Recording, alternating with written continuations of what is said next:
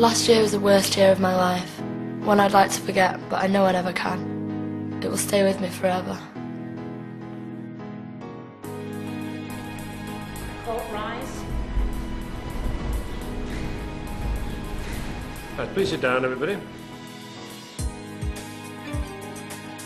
It's great having someone like Anna to talk to.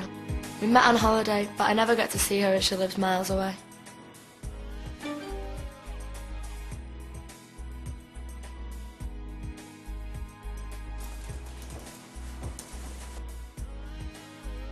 Anna must be the only person in the world who doesn't know what my brother has done.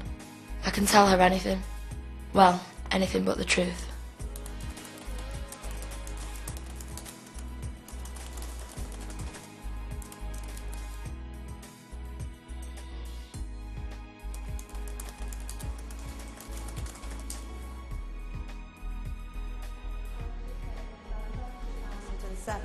You caused the death of Raymond Beach by driving a mechanically propelled vehicle, namely a 3-axle rigid goods vehicle, registration number R83FRE, on a road, namely the A511 Chester Road, Binswood, dangerously.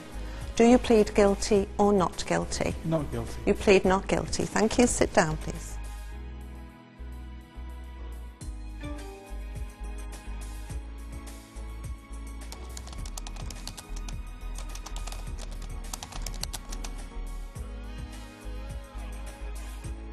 I don't know why I made that up, about John getting engaged.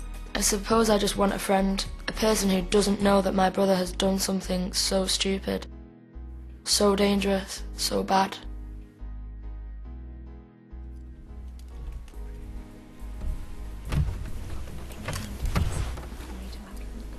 I swear by my almighty God that the evidence I shall give shall be the truth, the whole truth, and nothing but the truth. Robert Neal. Mr Roberts, was there anything about the defendant's driving that you would like to advise the court? Was there any unusual road behaviour? Yes, moving along sort of after we left through the, I think it was through Dutton, the traffic had slowed down pretty immensely, and when I moved that again I could see that the cattle wagon was veering into the oncoming traffic. Did you see any reasons why the defendant might be veering into oncoming traffic? There was no pedestrians or cyclists or any obstruction side the road, so I assumed he could have been distracted because he certainly wasn't paying attention to the way he was driving. Okay, Mr Roberts, in your witness... What John did was bad enough, but he told us he was innocent. It was an accident, he said. Then it all came out in court. So I was quite worried about how he was, because he was definitely a danger to any oncoming traffic in the other lane. Well, when I initially came behind him, I thought nothing of it, but as I continued behind him, his driving exhibited a very erratic style of driving. He began to veer sometime after I was following towards Lake Norton. He began to veer from the left-hand side of the road over to the right. This caused me some concern. I was on my way home. I noticed a HGV lorry in front of me. It was a cattle wagon, and it was going the same direction I was. As I proceeded on my journey, I started to notice that the driver of the lorry was driving quite erratically and making sharp changes with the wheel and stuff. I was travelling along the A511 towards Chester. I travelled through Bairnston and onto Betterminster, and I was travelling towards Binswood.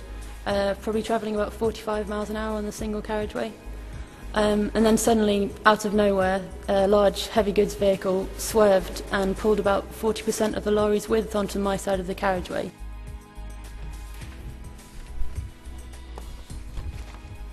I swear by Almighty God that the evidence I shall give shall be the truth, the whole truth, and nothing but the truth.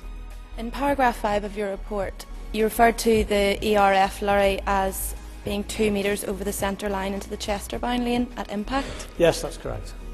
So the Ford Transit was travelling centrally in its own lane? Yes, the Ford Transit was centrally positioned in its own lane at the time of impact. And you referred to the speed limit on those roads. What is the speed limit for the larger vehicles? Speed limit for the ERF cattle wagon is 40 miles per hour.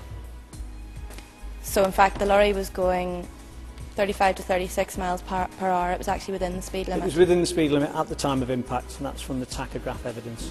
It had encroached into the Chester-bound lane and was astride the central white lines at the point of impact. So half of the vehicle was in the Chester-bound lane, half of it was still in its correct line, astride the centre white lines. So half the vehicle was on the opposing carriageway? Yes, that's correct. And if, therefore, the other vehicle, the Ford Transit, was in the centre of its lane, there was inevitably going to be a collision? Yes, that's correct.